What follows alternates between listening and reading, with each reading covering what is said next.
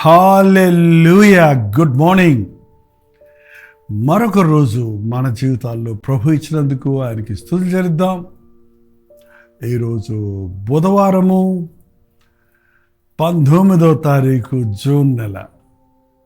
మరి అనౌన్స్మెంట్ కొన్ని రోజులుగా మీకు చెబుతూనే ఉన్నాం కదా, తణుకు చుట్టుపక్కల ప్రాంతాల్లో ఉన్న మీరందరూ ఇవాళ ఈ తణుకులో జరిగే గెట్ టుగెదర్కి వస్తారని,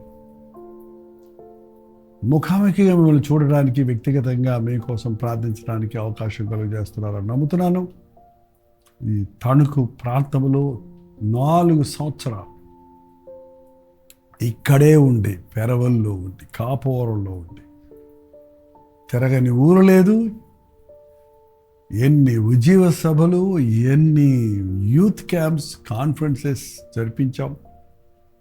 మిమ్మల్ని అందరినీ, మీ బిడ్డలను, మీ బిడ్డల బిడ్డలను 40 సంవత్సరాల క్రితం కదా, మరొకసారి మిమ్మల్ని చూడాలని ఆశతో వస్తున్నాను. ఈ మీటింగ్ కొరకు ప్రార్థించండి. రాలేని వారు కూడా తణుకులో జరిగే ఈ గెట్ టుగెదర్లో ఉద్యోగం కొరకు ప్రార్థించండి. రండి, వారు చిన్న ప్రార్థన చేసుకుని వాక్యాన్ని ధ్యానిద్దాం. పరిశుద్ధుల నీకు వందనములయ్యా, మరొక రోజు మా జీవితంలో ఇచ్చావు. మరొకసారి నీ మాట కొరకు కనిపెట్టుకుంటుండగా మాతో మాటలాడుమని క్రీస్తు నామములో అడుగుచున్నాము తండ్రి, ఆమేన్. ఎలా ఉన్నారండి? బాగున్నారా? సాతాను చెప్పే పెద్ద అబద్ధం, అబద్ధం అంటారు చూడండి. ఏంటో తెలుసా? నిన్ను దేవుడు విడిచిపెట్టేశాడు, నిన్ను దేవుడు మర్చిపోయాడు, నువ్వంటే దేవునికి ఇష్టం లేదు. ఇలాంటి ఆలోచనలు మీకు ఎవరు అందిస్తున్నారు? నన్ను దేవుడు విడిచిపెట్టేశాడు అనుకుంటా, నన్ను దేవుడు మర్చిపోయాడు, నా ప్రార్థనకు జవాబు రాలేదు, నా ప్రభువు నేను అడిగిన ఇవ్వటం లేదు, అందరికి ఇస్తున్నాడు, నేనంటే ఆయనకి ఇష్టం లేదు అనే ఆలోచనలు మీలో దొర్లుతున్నాయా? అలాంటి ఆలోచనలు వచ్చిన వాడి విశ్వాసం ఏమైపోద్దండి? విశ్వాసహీనుడైపోతాడు. అలాంటి ఆలోచనలకు చోటిచ్చిన వాడు కృంగిపోతాడు. విశ్వాసంలో పడిపోతాడు. అబద్ధాలు నమ్మకండి. సాతానికి ప్రభు చెప్పిన పేరు ఏంటంటే, వాడు అబద్ధికుడు, అబద్ధమునకు జనకుడు, అబద్ధాన్ని పుట్టించినోడు వాడు. యేసయ్య ప్రేమ మారదు. యేసు ప్రభువు నిన్ను విడువడు, ఎడబాయడు. ఆయన నిన్నెన్నడూ మరువడు. నన్ను యేసయ్య మర్చిపోలేదు. నా ప్రార్థనకు జవాబు ఇస్తాడు. నా దోషమును బట్టి నేను ఈ పరిస్థితుల్లో ఉన్నానే కానీ నన్ను ఆయన ఎడబాయలేదు. నేనే ఆయన నుండి దూరంగా వచ్చాను, ఆయన నాకు దూరం అవ్వలేదు అని నీవు గ్రహిస్తే, ప్రభువా అని కేక వేస్తే, తన చేతిని చాచి నిన్ను లేవనెత్తటానికి, నిన్ను కౌగిలించుకొని ముద్దాడటానికి, నువ్వు పోగొట్టుకున్నవన్నీ తిరిగి నీకు ఇవ్వటానికి, ఒక తల్లి లాలించినట్లు నిన్ను లాలించటానికి, ఒక తండ్రి మోసినట్లు నిన్ను ఆయన భుజముల మీద మోయటానికి మన పరమ తండ్రి ఆశిస్తూ ఉన్నాడు. చూడండి, యెషయా గ్రంథం 49వ అధ్యాయం 14వ వచనం. అయితే సీయోను, యెహోవా నన్ను విడిచిపెట్టి ఉన్నాడు, ప్రభు నన్ను మర్చి ఉన్నాడని అనుకునిచున్నది. అక్కడ సీయోను అన్న పేరు దగ్గర నీ పేరు కూడా పెట్టుకో. నీ పేరు పెట్టుకున్న నీకు కరెక్ట్గా సరిపోతుంది. ఏంటండి, రోజు అనుకోవట్లేదు, కానీ కొన్ని సమయాల్లో నీ జీవితాల్లో నువ్వు అనుకున్నావు. నీ ప్రార్థనలకు జవాబులు రానప్పుడు, పరిస్థితులు తారుమారైనప్పుడు, ఆ స్థితిలో అపవాది అదను చూసుకొని నిన్ను కృంగదీయడానికి నీకు ఇలాంటి ఆలోచనలు పుట్టిస్తున్నాడు. అనిపిస్తాడు చుట్టూన్న వాళ్ళతో కావాలంటే, ఏడింది దేవుడు, ఎక్కడికి పోయాడు నీ దేవుడు, ఏం చేశాడు నీ దేవుడు, దేవుడా అన్నావు, ఏమైంది ఇప్పుడు అని అంటారు చూడండి. యోబుని అట్లాగే సతాయించారు ఆ ఇద్దరు ఫ్రెండ్స్ కూడా. అయితే ఒక విషయం గుర్తుపెట్టుకో, దేవుడు మాత్రం నిన్ను విడిచిపెట్టలేదు.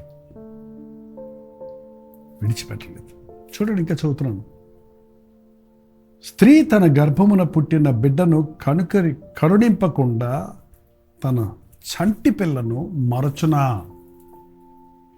తన గర్భము నుండి పుట్టిన చంటి పిల్లను, పసిబిడ్డను స్త్రీ మరచునా?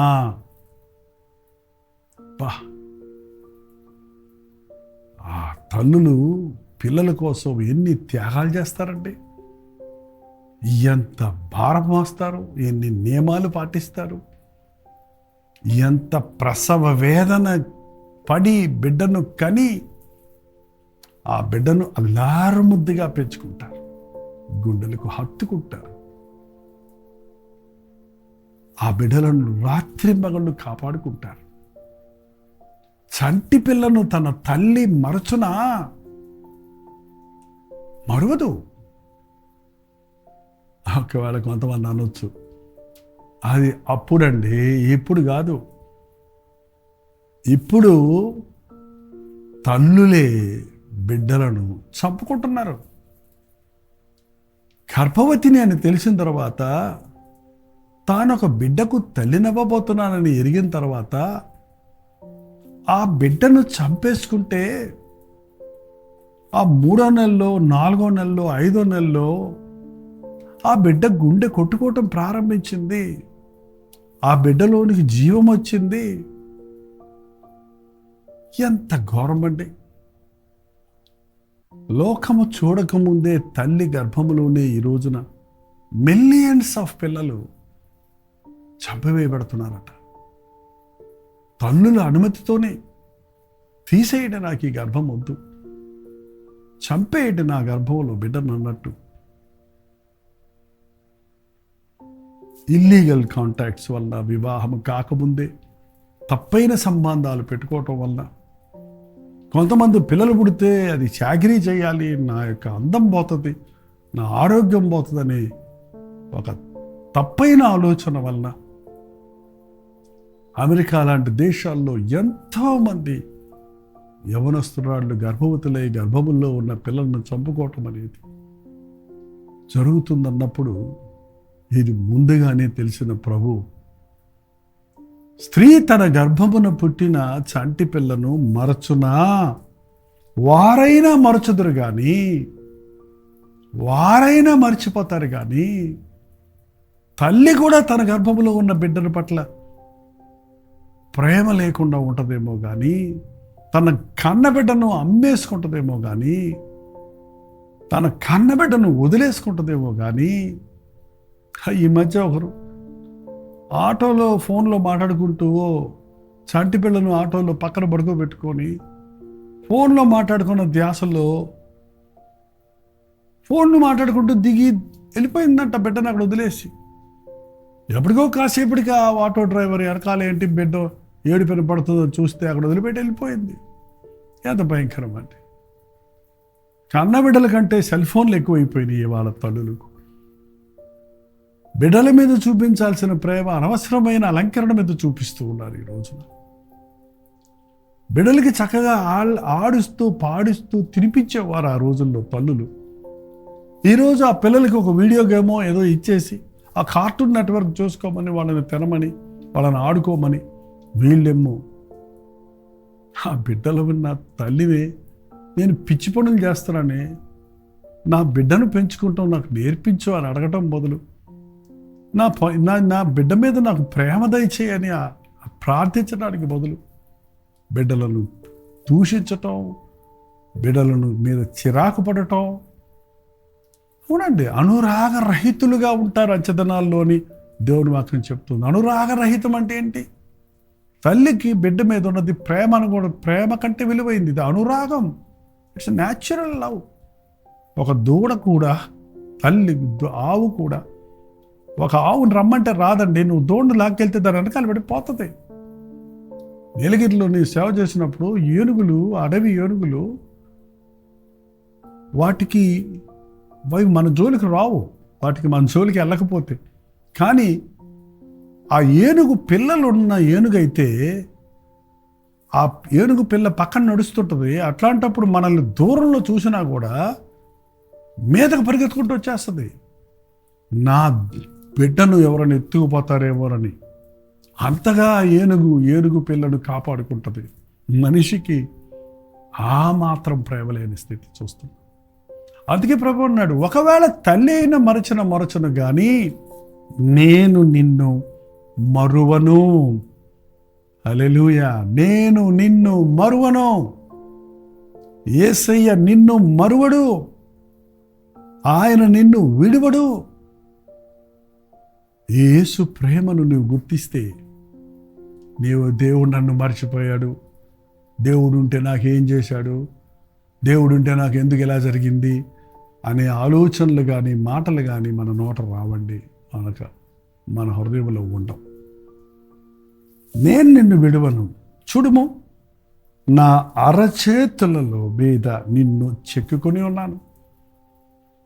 చూడు, నా అరచేతిలో నిన్ను చెక్కుకొని ఉన్నాను. మీరు తొందరగా మీ ఎదురుగుండా తొందరగా మీరు చూడగలిగింది ఏంటంటే మీ చేతులు, అరచేతులు. చాలామంది దాంట్లో ఫోన్ నెంబర్లు రాసుకుంటున్నారు. చాలామంది దాంట్లో కాపీ కొడతానికి స్కూల్లో పిల్లలు ఆన్సర్స్ రాసుకుంటుంటారు. ఎందుకంటే ఎవరికి తెలియకుండా ఇట్టు అనుకొని చూసుకుంటుంటారు. అంటే ఎంత దగ్గరగా ఉన్నామంటే మనం దేవునికి ముందు ఆయన అరచేతిలో ఉన్నాం. కిందకి దిగి చూడక్కర్లా, పైకి చూడక్కర్లా, పక్కకు చూడక్కర్లా, వెనక్కి చూడక్కర్లా, ఎదురుగుండానే ఉన్నావు నువ్వు ఆయన ఎదురుగుండానే. నీ నడక, నీ పడక ఆయనకు తెలుసు. నువ్వు కూర్చుంటున్నా లేచుట ఆయనకు తెలుసు. మాట నీ నోటికి రాకమునిపై ఆయనకు తెలుసు. నీ మీద దృష్టి ఉంచి నీకు ఆలోచన చెప్పదరన్న ప్రభు నీ మీద తన దృష్టి ఉంచాడు. ఆయన అరచేతుల్లో మనం ఉన్నామండి. ఆయన అరచేతుల్లోని గాయాలు, నీ చేతుల్లో గాయాలు ఏంటని అడగగా, ఇవి నేను ప్రేమించిన వారి ఏంట ఉండగా నాకు కలిగినవన్నాడండి. ఆయన అరచేతుల్లో మనల్ని దాయటానికి శీలలు కొట్టబడ్డాయి. ఆ గాయాలలో నువ్వు దాగినప్పుడు ఆ రక్తపు నిన్ను శుద్ధీకరించి, తల్లి గర్భంలో ఉమ్ము నీరులో బిడ్డ ఉన్నట్లు ప్రభు హస్తములోని రక్తములోను భద్రపరచబడ్డావు. క్రీస్తు రక్తము నీ చుట్టూ కవచంగా ఉంది. ఏ రోగము నీకు రాకుండా, ఏ అపాయము నీకు కలగకుండా, ఏ అపవాది నిన్ను ముట్టకుండా ఆయన నిన్ను తన చేతులలో భద్రపరుచుకున్నాడు. హల్లెలూయా. నమ్మండి. చూడుము చూడుము నా అరచేతుల మీద నిన్ను చెక్కి ఉన్నాను, నిన్ను దాచి ఉన్నాను, నిన్ను రాసుకొని ఉన్నాను, నిన్ను చూసుకుంటున్నాను. ఎంత గొప్ప దేవుడు మన దేవుడు. సాతాను అబద్ధాలు నమ్మకండి. పాపంలో పడ్డావను, చేయకూడదు చేశావను, దేవునికి అవిధేయుడు అయ్యావను, నీవిక దేవునికి పనికిరావు, దేవుడు నిన్ను వాడుకోడు, దేవుడు నిన్ను విడిచిపెట్టేశాడు అనే మాటలకు చోటివ్వద్దు. అవిధేయులై ఎదురాడు ప్రజల కొరకు దినమంతా ఆయన చేతులు చాచి ఉన్నాడు. ఆయన చేతులు చాచి అవిధేయుడైన నిన్ను, ఎదురాడే నిన్ను ఇంకా క్షమించడానికి, ఇంకా కౌగిలించుకోవడానికి, ఇంకా నీకు ఆదరణ ఇవ్వడానికి ఆయన ఎప్పుడు దినమెల్లా చేతులు చాచి ఉన్నాడు. లోబడనల్లని వారి వైపు దినమంతా ఆయన చేతులు చాచి ఉన్నాడు. యేసయ్య గాయపడిన చేతులు ఈరోజు నీ కొరకు చాచి ఉంచబడినవి. యేసయ్య ప్రేమను నమ్మితే ఆ తప్పిపోయిన కుమారుడు తిరిగి వచ్చినట్లు తిరిగి ప్రభు పాదముల దగ్గరకు వస్తే నిన్ను శిక్షించాడు, క్షమిస్తాడు. నిన్ను తరిమేయుడు, కౌగిలించుకుంటాడు. నిన్ను అసహించుకోడు, ముద్దాడుతాడు. నువ్వు పోగొట్టుకున్నవన్నీ తిరిగి నీకు ఇస్తాడు. చూడుము నా అరచేతుల్లో మీద నిన్ను చెక్కి ఉన్నాను, నీ ప్రాకారములు నిత్యము నా ముందున్నవి. నీవెక్కడున్నావో అక్కడ నీ చుట్టూ కంచె ఉంది. నా కంచె దాటి బయటికి పోకుండా నా కనుసైగలో, నా కనుదృష్టిలో నీవున్నావు. ఎంత దూరం వెళ్ళినా నాకు కనబడుతున్నావు. కంచె వేసి నిన్ను సాతాను ఉడిలో పడకుండా, పాపపు శక్తులకు గురి కాకుండా నిన్ను కాపాడుతూ ఉన్నాను. నిన్ను కాపాడువాడు కునుకడు, నిద్రపోడు. తల్లైనా నిద్రపోద్దేమో, తల్లైనా మర్చిపోద్దేమో, తల్లైనా విడిచిపెడద్దేమో, కానీ నిత్యుడైన తల్లిగా తండ్రిగా ఉన్న మన ప్రభు నిన్ను విడువడు, ఎడబాయడు. ఆయన కౌగిల్లో చేరు, ఆయన యందు విశ్వాసం ఉంచు.